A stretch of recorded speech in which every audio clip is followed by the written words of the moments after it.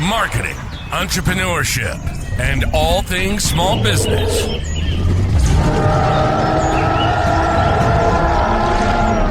You're listening to the Jurassic Marketing's Triceratops. Now, here's your host, Justin Miller.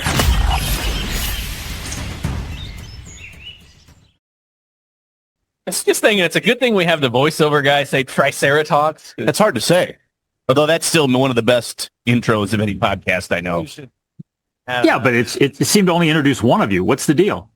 Hey, you're not even here yet. We haven't brought you. Oh, I like this guy already. My intro was going to say, I'm really looking forward to this one if we can keep it between the rails. Yeah, really. So, Off fast. Oh, man. Mm-hmm.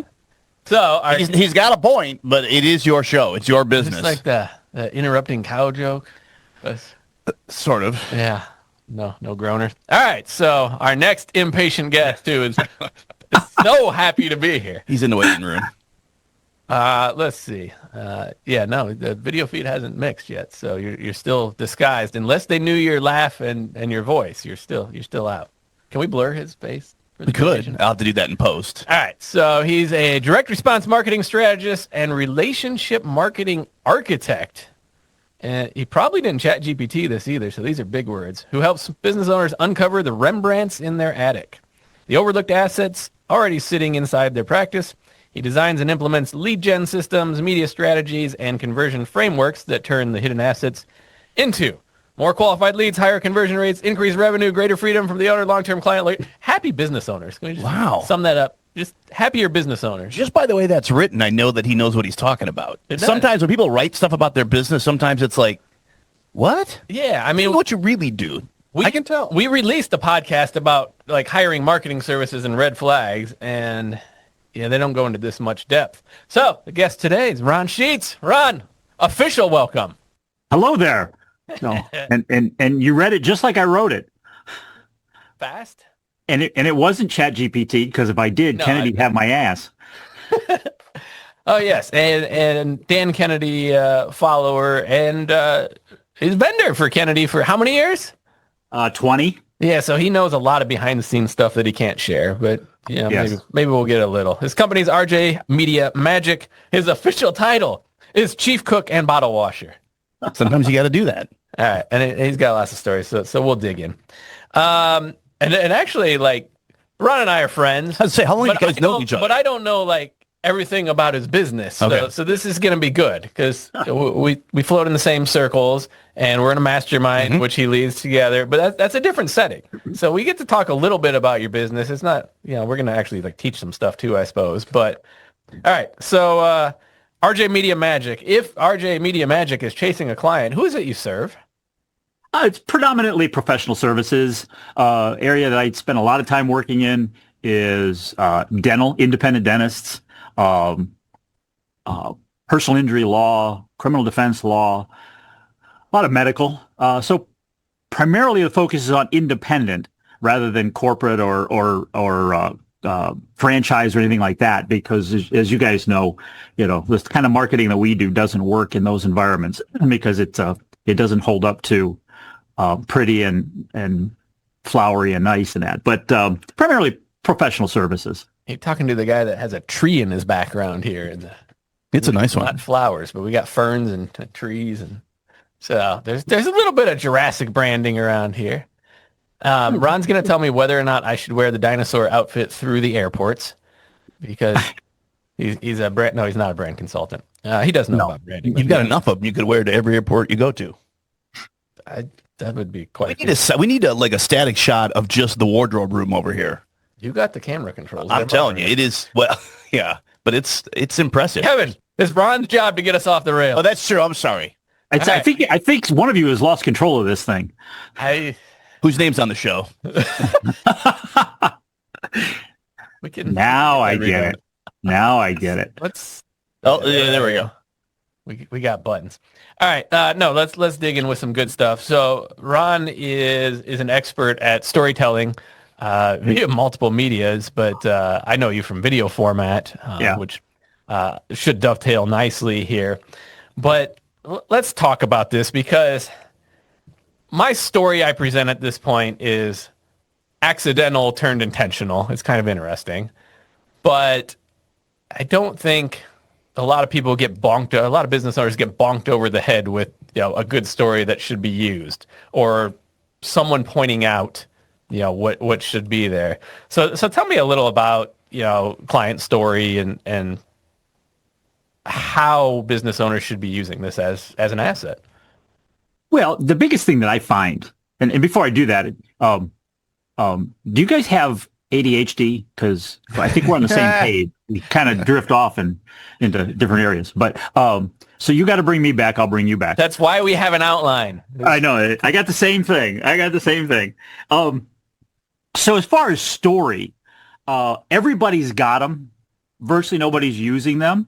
And the stories that are most effective for people are the ones that they don't think are any good. So, for instance, mine, which I use in live presentations and so forth because it's connection. And the story should be about connecting with the audience or giving perspective, connecting on affinity, affluences, or so forth. And the story should be adjusted and adapted based on the audience. So, for instance, a story that I have that I don't necessarily like using, but it puts me in a frame of mind with the right audience, and that is growing up, one of two children, single-parent family. Mother sat us down at the table to let us know that she and Dad were getting divorced and that she didn't have a job. And no matter what it took, she was going to put a roof over our heads, food on the table, clothes on our back. And if there was anything else that we wanted beyond that, we had to find legal and legitimate ways, important point, legal and legitimate ways of making money. And that set us on the path. So that story is not one that I'm comfortable sharing, but it does give people perspective of how they view. So, as you mentioned at the top, I've done work with Dan Kennedy for 20 years. If I'm going to talk to an audience that's familiar with Dan Kennedy, which many of your audience members are, then I'll use that story. So we all have stories, but we tend to overlook them because they're just us. They're the same thing we know, but we don't put them out there. So, for instance, we talked before we got on air about my background being in magic and comedy hypnosis, which is something that Justin and I share, but I don't put it out there all the time. Justin doesn't put it all out there all the time because is it relevant to the audience? So a long answer to a very short question, use the stories you got and apply them to the audiences that you're presenting to, whether it's in media, in print, video, audio, or you're doing it as a live seminar. So we all have stories and people connect. And the last thing I'll say about that is we tend to always want to put out there our successes and the things that we've achieved and so forth. Yet understand that human psychology is that people connect more so on our failures, on our inadequacies, the things that would trip us up, because on our imperfections, those are the things that people more connect with than do the successes. And we'll talk, if we get into talking about testimonials and that, we'll talk about context. And context is extremely important for the connection. Yeah. Look, and as far as failures, I almost always early in a presentation have a detailed story about a failure. And I remember in a mastermind group about 13 years ago now, we wrote down our core story. We wrote down like 10 or 12 different events in our life and narrowed it down. And now I have in my back pocket, not literally, but figuratively when I speak, like 3 to 5 stories I can string together and tweak to the audience. And as you were speaking there, like I just did this last week. So I was at a marketing event for lawyers and I was last. And these guys had been just bombarded all day. It was one of the quietest audiences I've heard, which they didn't think was abnormal. As an outsider of the group, it was very quiet. And I'm sitting back there. I'm like, I had a technical presentation to give as well. I'm like, I'm not doing that. Yep. So instead, I went for the string the stories together, and I think it was a good decision. We got them engaged a little bit more, interacting, and then the technical wouldn't have landed anyway. Yeah. You mentioned about you got 3 to 4. I actually have written probably 46 or 47 different like one-liners that are stories that all I need is the trigger. And when I'm looking at the audience or who I'm going to talk to, who I'm going to present to, I pull that list out and I go looking for the story. So I've literally just written them all down because if I don't, I'll forget them and they'll be lost. Yeah, I think we can stop right there. There's the hack. There you go. That's the episode. That's it. But honestly, like this is overlooked and incredibly powerful. And I'm talking from a speaking standpoint, but from a marketing story standpoint and from a copywriting standpoint. And we can dig on the testimonial side as well. But let's talk about stories to build trust or where trust falls in this, because you said you're working with professional services primarily, right? I'd say trust-based sale, often from referral, depending upon the niche. Tell me a little about what you've coined here, the transfer of trust triangle. That's a difficult one to say too. Yeah. So we are now, despite what the media and the propaganda might be putting out there, I mean, we're living in a pretty good time right now economically. Yet there's a lot of people who are buying into what's being put out there. So they feel that they don't have the money to spend. So I think we're right now in a trust proof economy, meaning we've got to prove what we do and what we say we can do actually happens. So I rely a lot on and have, and I do this for the clients, is the client story. So that transfer of trust triangle. Here's how the transfer of trust triangle works. So think about a triangle, and you're positioned at the top of the triangle, and you're trying to promote, persuade, or influence somebody to buy from you. But on that triangle, on another corner of that triangle, or another angle of that triangle, is your past client, member, or patient. And they've had an experience with you. They've had a journey with you. And you get them to share that journey, that story. It talks about what they've been through, what they've looked at, what they've experienced, what troubles they've had. And they go through this whole thing, and we lead them to how they found you, what that meant, and ultimately the results that they got using you. What happens is that the person who you're delivering that to, who's watching it, listening to it, reading it, they look at that person you've now put in front of them who's been on the journey. And in their mind, unconsciously or consciously, they say to themselves, hey, I'm like that person. Therefore, I've been through the same kinds of things that person has, and I'm looking for what they've gotten. And here's the correlation they make. If I'm like this person, and you've helped them, and because we're alike, then therefore you can help me. And that's the transfer of trust triangle, is getting to trust not by selling or persuading, but putting people like them in front of them. Does that make sense? It does. And I'm thinking instantly the challenge of this is if we're going to our client or patient or whatever, they usually suck at providing that story. That transformative story. Yep. In fact, I've made a joke out of it in one of my presentations. I have a screenshot of a Google review that says something like, the team's efficient and great to work with, blah, blah, blah. I'm like, what meant to say is that he came to us and he has spent well over 7 figures in direct mail services because he continues to get an ROI and comes back. So I put the words in his mouth, which in a humorous manner gets us there, but not ideal. So tell me a little about like story versus testimonial, because the Google review, we're looking for a testimonial. I think the story aspect's more powerful, but talk me through that a little bit. So simplistically, most testimonials and most reviews, they lack context. So like you said, is that your client is speaking of what they've gotten working with you. And that's great, because a lot of people will go, oh, okay, well, that's great for you, but I'm not you. And now that goes back to that transfer of trust triangle I just talked about. I'm not you. Well, we've got to make them. So most testimonials and reviews lack context, meaning where did they start? So like yours, I have a dental client who had gotten their own testimonials, and they had a patient, and they actually have it on video, and I have the video. The patient actually said in the testimonial, is that I'm not going to get this 100% right, but you'll get the gist.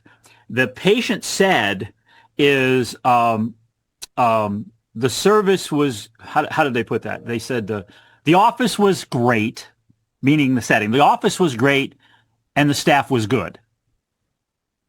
Well, how do you interpret that? Which of those two things is superior, the office or the staff? Well, so context is it doesn't have any context is where the people start from. So I'll give you some writer downers. So if you want to look at how you draw this story out of people, here's the structure. There's actually 8 parts to it. You've got to start with that person's struggle. What did they struggle with? What are they trying to overcome? Then you've got to emphasize the emotional impact, or what's the pain.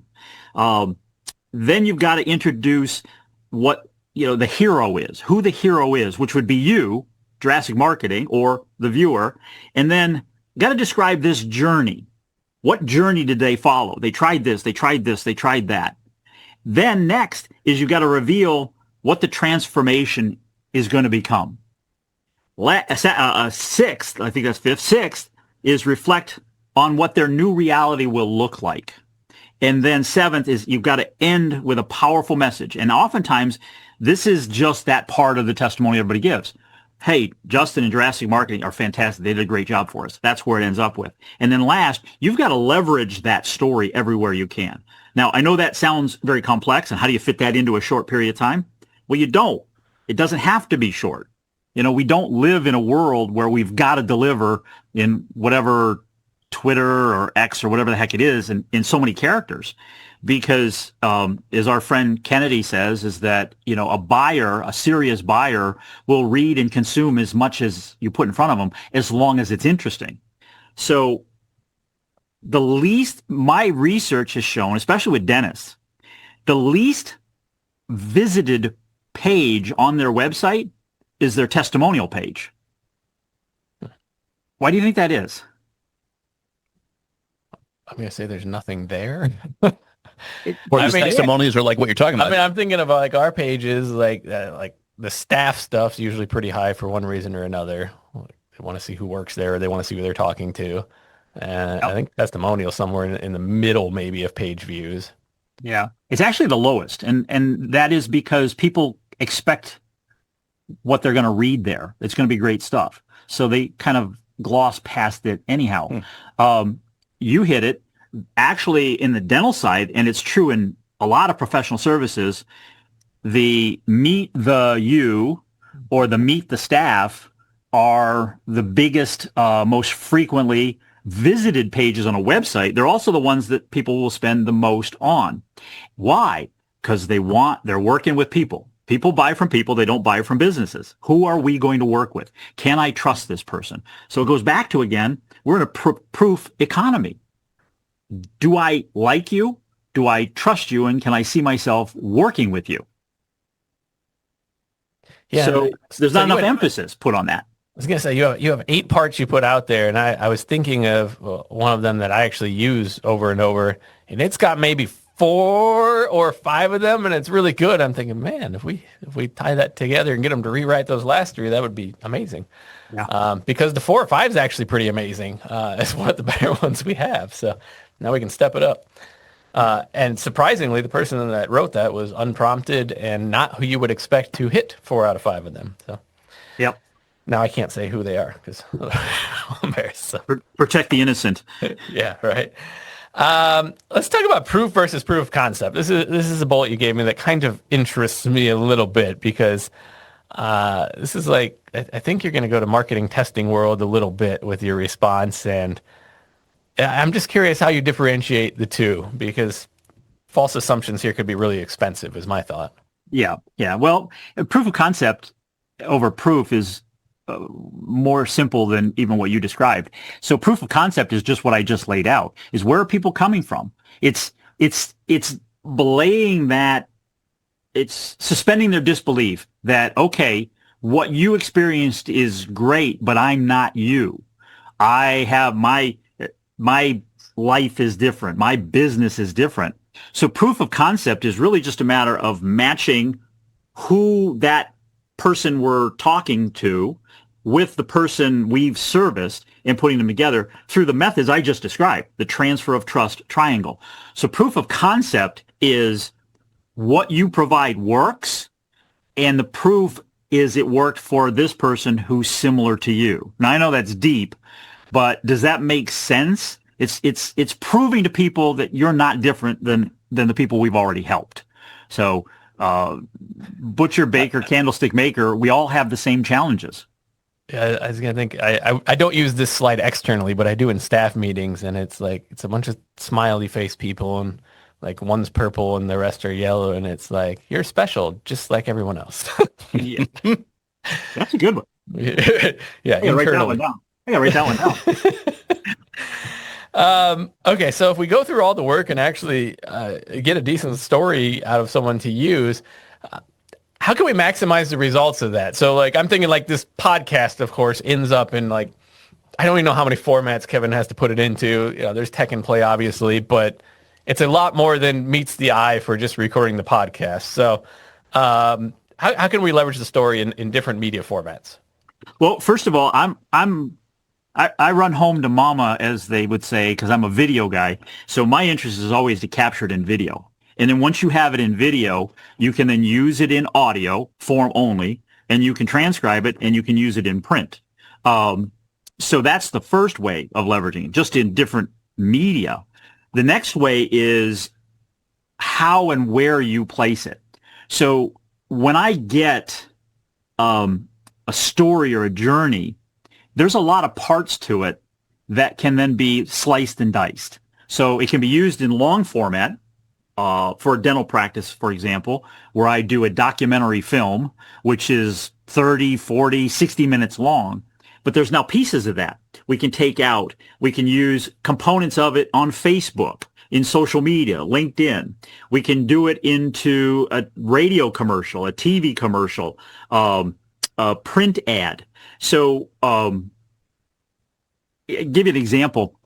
I was in a Chick-fil-A, not on a Sunday, but I was in a Chick-fil-A, and they had a plaque on the wall, which I thought was brilliant. And the plaque on the wall had a husband, a wife, and a young child. And they were sitting at a picnic table eating Chick-fil-A. And there was a QR code, and the QR code says, scan this QR code to hear the rest of the story. So kind of the Paul Harvey thing for those that are old enough in the audience for that reference. But so I went and scanned it. And what did it do? It took me to a web page that had just that family's video of telling of their story. So if you've seen the TV commercials where Chick-fil-A commercials, where there's somebody sitting on a couch and they're telling their story, it wasn't that. They were actually sitting at the picnic table. So that's a way to do it.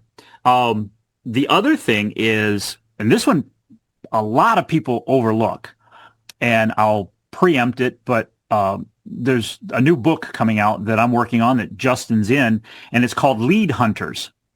And one of the things that we cover in there is, again, how to leverage it. So Kennedy was nice enough to do the introduction for the book, and the way he starts it out is where people misunderstand about lead generation is they think about just getting advertisement to sale or advertisement to appointment, as opposed to advertisement to lead capture. And if you have testimonials, or if you have stories, or you have these journeys, those could be the pieces you could drive people to see. So it's putting it in front of actually making a sale, making an appointment, having a sales conversation. You put it in there, and we now put the proof up front before they ever get to you. And now you've captured name, email address, contact information, so on and so forth. I still send out DVDs. And I know there's people right now chuckling and thinking, well, why does this dip ninny send out DVDs? Nobody's got a DVD player. The reality is that 80% of the population still has a DVD player in their home. But I'm not interested in them watching the DVD. I'm interested in them getting the DVD in physical form and scanning the QR code that's on the DVD. Because if the video shows up to them in email, how many emails do you get every day? And do you go through all of them, or you just look at the subject line and delete? So my point is, again, long answer to a short question. Using it as lead capture rather than sale. Using these journeys, these stories, these proof, special reports, white papers, whatever you want to call them. And this is where we can excel as small businesses, independent businesses, to be able to grow our lists. And leave it for me to tell, Justin's more an expert at this, that lists are the business. Without a list, you have nobody to market to. And everybody else is trying to sell them now. So build the trust, lead capture, provide this content. So, or did I completely go off the rail there for you?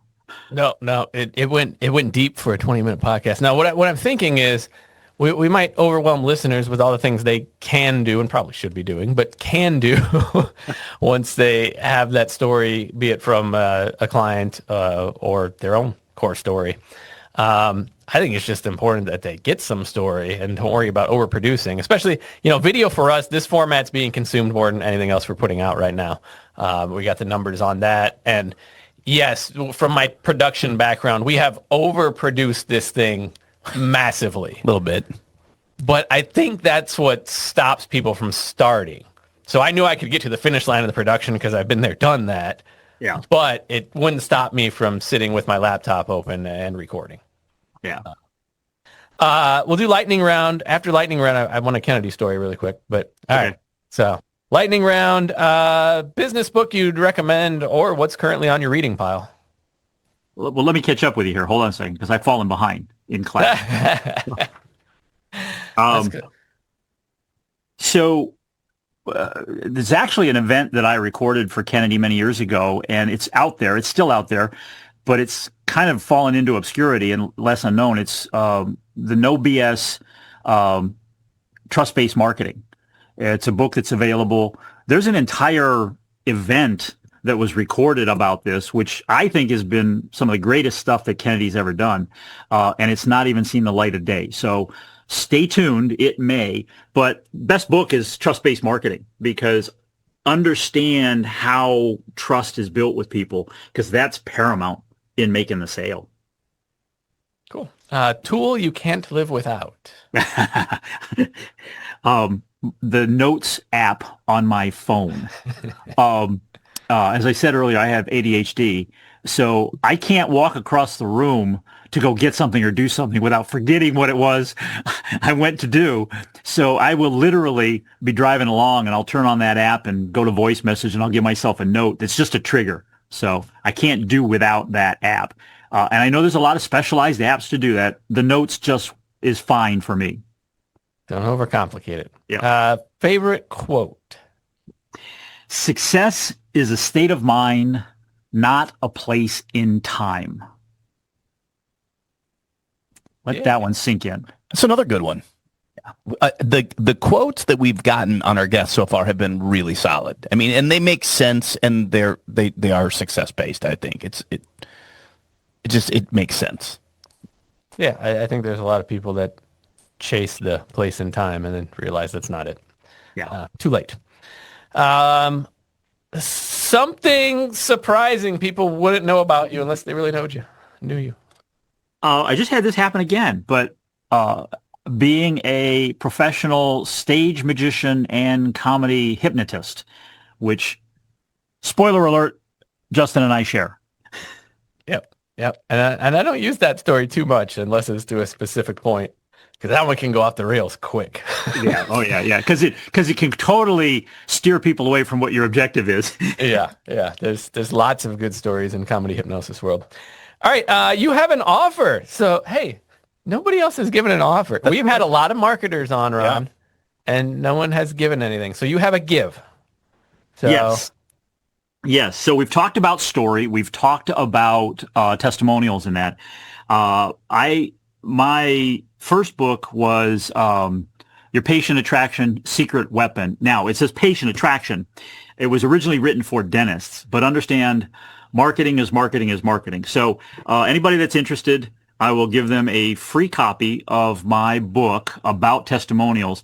And this is kind of a paint by numbers, how to go about doing it, some of the things we talked about here. If you want to get that book, I don't even remember what my method was, but you can just simply email me is the simplest. You can I do see it. a URL here, bookontestimonials.com. That's it. You found it. I couldn't find it in my notes. The hell with the notes. Yep.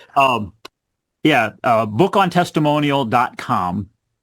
You go there, request the book. I'll send you the book if you want it digital. If you want it physical, give me your name, email, mailing address, and I'll send you the physical one. I'm going to tack on an extra bonus. I don't even think is written there, Justin. And that is that request that book, and I'll also gift you the new book, Lead Hunters, which Justin is in. Ooh. And has some featured chapters in there. So I'm looking forward to reading the rest of the chapters. Yeah. It sounds intriguing. You going to autograph my copy if I get a copy? Yeah. I'd like that. $20. I'll leave that to my kids. Yeah. All right. So, That and 25 cents will get you a cup of coffee. True. Yeah. We do have coffee here. All right. So bookontestimonials.com. Ron, thank you for the time. Thank you for the gifts on behalf of the recipients.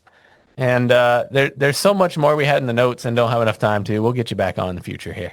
Look forward to it. Thanks, guys.